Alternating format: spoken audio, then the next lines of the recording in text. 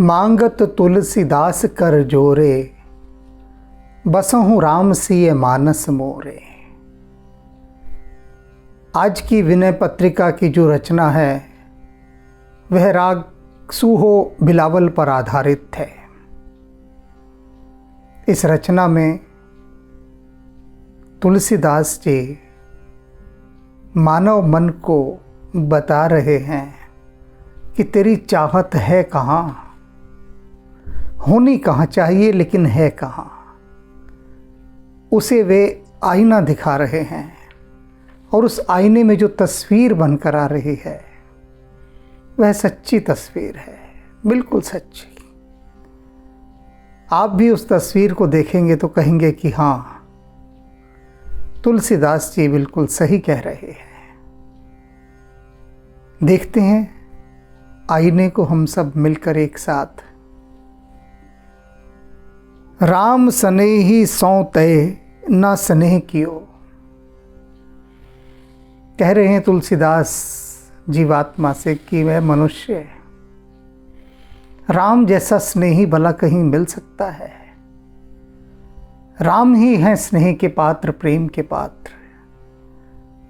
एकमात्र राम से ही स्नेह करना चाहिए, उनसे ही प्रीति जोड़नी चाहिए, क्योंकि उन जैसा स्नेही कोई नहीं मिलेगा जो तुझ पर भी स्नेह करेगा। राम जैसा स्नेही, राम सभी पर स्नेह करते हैं, सभी पर प्रेम करते हैं, किंतु सो तय ना स्नेह कियो। तूने तो उनके साथ प्रेम नहीं किया, राम के साथ काम के साथ प्रेम किया, राम के साथ नहीं किया। कामनाओं के साथ, इच्छाओं के साथ तूने प्रेम किया है, राम को तो बिसरा दिया तूने। अगम जो अमरन हूं सो तन तो ही दियो। कहते हैं राम की कृपा देख कितनी है तेरे ऊपर। तुलसीदास जी उस कृपा को गिना रहे हैं कि देवताओं को भी जो दुर्लभ है वह शरीर तुझे दिया। देवताओं को भी दुर्लभ है किंतु तुझे दे डाला। दियो सकुल जन्म शरीर सुंदर हेत जो फलचारी को। और तुझे अच्छे कुल में जन्म दिया। अब इस अच्छे कुल में जन्म लेने को जान लीजिए, क्या है अच्छे कुल में जन्म लेना। कुछ लोग कहते हैं हम अच्छे कुल में नहीं जन्मे हैं, हमारा कुल उच्च नहीं है, साधारण कुल में है हम, किंतु बात सही नहीं है। तुलसीदास जी की इस बात पर यदि विचार करेंगे तो उस दिन के बाद फिर कभी यह नहीं कहेंगे, कभी भी नहीं कहेंगे कि मेरा कुल अच्छा नहीं है। अच्छा कुल कौन सा? मनुष्य का कुल। तुम्हें जिस कुल में जन्म दिया उसका नाम है मनुष्य। मनुष्य योनि में जन्म दिया, किसी ऐसे पशु योनि में जन्म नहीं दे दिया तुलसीदास जी ने कि जो बिल्कुल ही निस्सार रही हो, व्यर्थ रही हो। जन्म वहाँ दिया जहाँ से तुम्हारी यात्रा आरंभ हो सकती है और लक्ष्य तक पहुँच सकती है। कितनी बड़ी कृपा की है उन्होंने। दियो सकुल जन्म शरीर सुंदर, और सुंदर शरीर दिया है। अन्य विशेषता सुन लीजिए, सुंदर शरीर दिया है। अब यहाँ पर भी कुछ लोग आपत्ति करेंगे कि तुलसीदास जी ने ऐसे कैसी बात कह दी कि सुंदर शरीर दिया है, मुझे तो काला शरीर दे दिया, रंग काला है मेरा, सुंदर कहाँ हुआ। कोई कहेगा मुझे मोटा बना दिया, कोई कुछ कहेगा, कोई कुछ कहेगा। सभी कहेंगे नहीं, राम ने सुंदर शरीर नहीं दिया। लेकिन यहां समझें, यदि राम को गोरा ही रंग प्यारा होता तो स्वयं वो गोरा रंग न चुनते क्या? राम भी श्याम शरीर थे, श्याम वर्णीय थे, नील वर्णीय। कृष्ण भी, कृष्ण का तो नाम ही कृष्ण है यानी काला। तो यदि सुंदरता की पहचान गोरा रंग होती तो राम और कृष्ण दोनों गोरे होते। लेकिन एक गहरी बात बता दूं मैं यहाँ, जो डेप्थ होती है, जो गहराई होती है, वह गोरे रंग में कभी नहीं होती। गोरा रंग उथला होता है, उथला। गहराई तो नीले रंग में होती है। सागर देखा ना, सागर कितना गहरा होता है, और जितना गहरा होता है उतना ही नीला होता है। गहरे नीले सागर के समान भगवान राम और भगवान कृष्ण का रंग था। तो जो लोग यह मानते हैं कि सुंदरता गोरे रंग में होती है, वे भ्रांति में जी रहे हैं, भ्रांति में। सुंदर शरीर दिया का क्या मतलब है कि मनुष्य शरीर दे दिया और उससे बड़ा सुंदर और क्या होगा। सूरदास जिन्होंने भगवान कृष्ण की बाल लीलाएं लिखी, सूरदास थे, नेत्रहीन थे। वे भी कह सकते हैं कि तुलसीदास यह कैसी बात कर रहे हैं कि राम ने सुंदर शरीर दिया है, मैं तो देख ही नहीं सकता। कहाँ का सुंदर शरीर। कबीर साहब कह सकते थे कि मुझे तो जुलाहा बना दिया, पढ़ना लिखना भी नहीं सिखाया राम ने। और तुलसीदास कह रहे हैं कि सुंदर शरीर, अच्छे कुल में जन्म दिया। रैदास भी यही कह सकते थे, किंतु किसी ने कुछ नहीं कहा। सब आनंदित हैं, धन्य हो रहे हैं, प्रभु की धन्यता के गीत गा रहे हैं कि तूने वह शरीर दिया, वह देह दी, उस कुल में जन्म दिया, मनुष्य कुल में, कि जिस कुल को पाने के लिए देवता भी तरसते रहते हैं, वहां जन्म दिया। वे तो भरे हुए हैं धन्यता के गीतों से। और साधारण मनुष्य वह इन्हीं छिछली बातों में उलझा रहता है कि मुझे सुंदर नहीं बनाया, मुझे गरीब बना दिया, मुझे अनपढ़ बना दिया, मुझे अच्छा बड़ा घर नहीं दिया, और न जाने कितनी शिकायतों से वह भरा रहता है। किंतु कभी इस बात का धन्यवाद नहीं देता कि तूने मनुष्य के शरीर में जन्म दे दिया, इतना सुंदर कुल दे दिया। न देता मनुष्य के शरीर में, कोई पशु बना देता तो क्या कहते, क्या कहते तब? क्योंकि कहने लायक बुद्धि नहीं होती तब क्या कहते, बस चरते रहते सारा दिन और कुछ नहीं। पशु के 4 ही गुण हैं, आहार, निद्रा, भय, काम, क्रोध। ये 5 गुण, 4-5 गुण। आहार, निद्रा, भय, काम, क्रोध, बस इन 5 में ही वो रहता है। आहार में खा लेगा, निद्रा सो लेगा, भय डरता है, काम बस केवल संतान को जन्म देता है, क्रोध और क्रोध करना जानता है। पशु में सिर्फ ये 5 चीजें होती हैं, आहार, निद्रा, भय, काम, क्रोध, 5 चीजें। आत्मोत्थान का तत्व उसमें नहीं होता।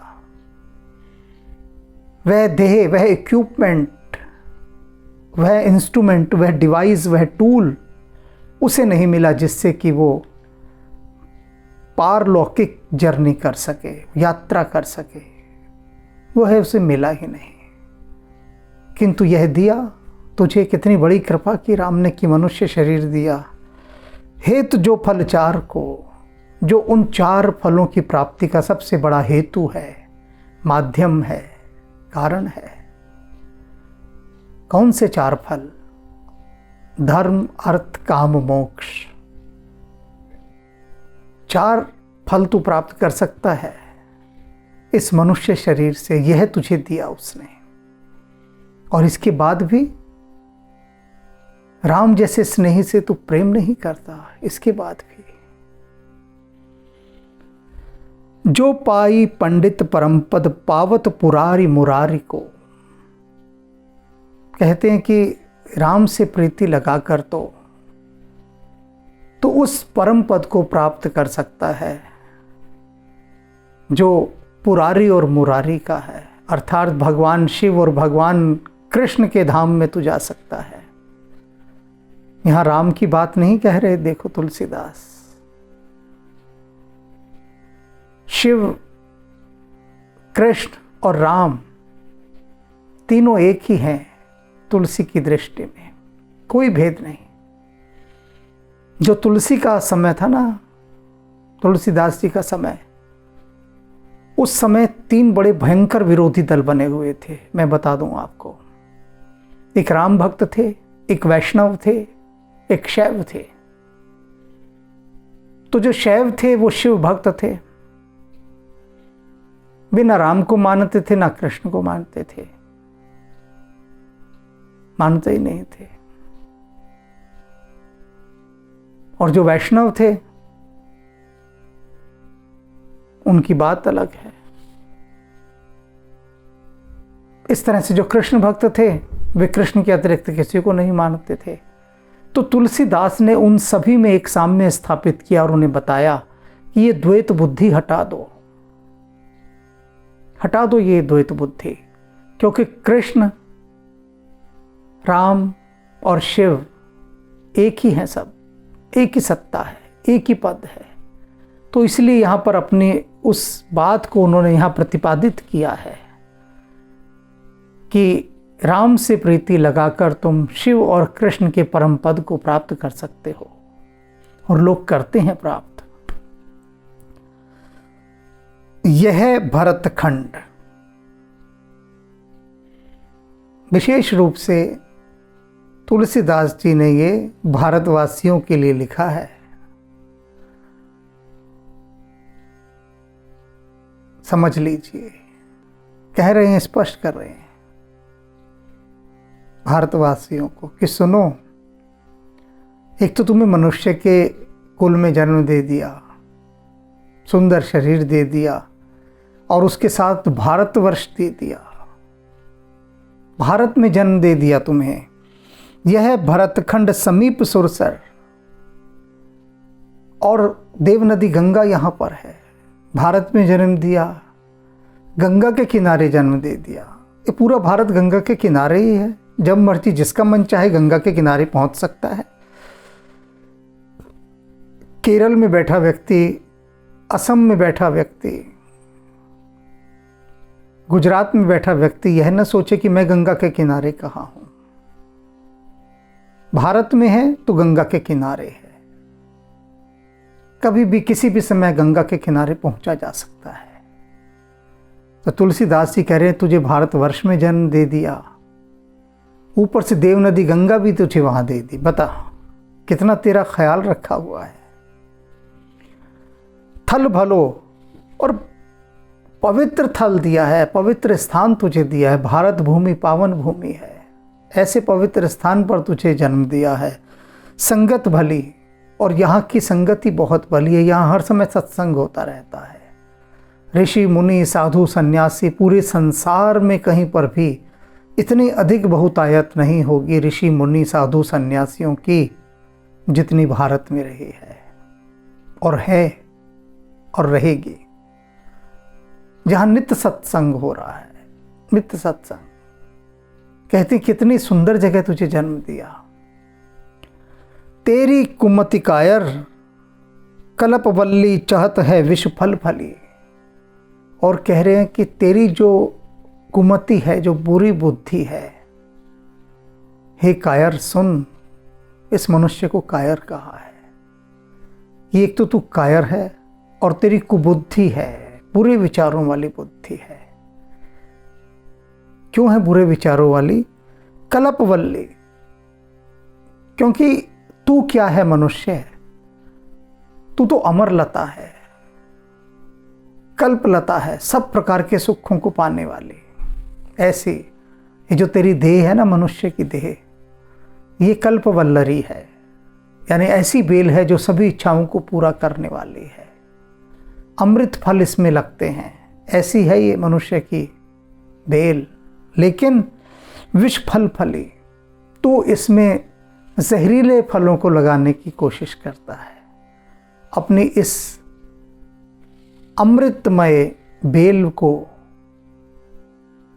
तू विषाक्त फलों से भरी हुई देखना चाहता है। तेरी कुमति ऐसी है, तेरे कर्म ऐसे हैं।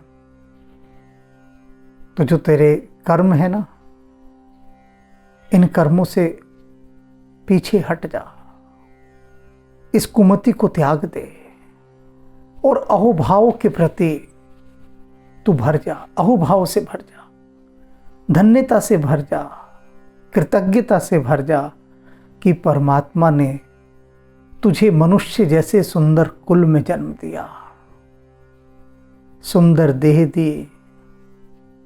इस देह के माध्यम से सभी पदार्थों को प्राप्त कर सकता है, शिव और कृष्ण के परम पद को प्राप्त कर सकता है। क्या नहीं दिया तुझे? सब कुछ दिया, लेकिन उसके बाद भी तू राम के साथ प्रीति नहीं लगाता, क्योंकि वे ही एकमात्र ऐसे हैं जिनसे प्रीत लगाई जा सकती है, और कोई नहीं है, और कोई भी नहीं है। तो मनुष्य यदि चेत जाए, संभल जाए, तो तुलसीदास के ये गीत सार्थक हो जाएं, ये स्तुतियां सफल हो जाएं, धन्य हो जाएं कि उन्होंने जिनके लिए लिखी, जिन भटके हुए यात्रियों के लिए ये स्तुतियां लिखी,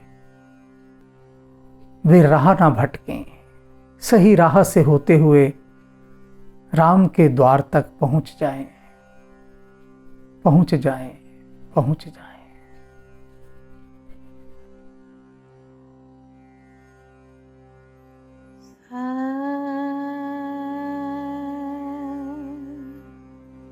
शिवो शिवो शिवा स्वरूपं शिवो शिवो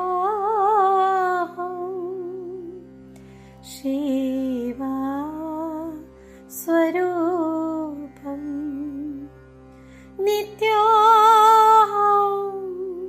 शुद्धोऽहं बुद्धोऽहं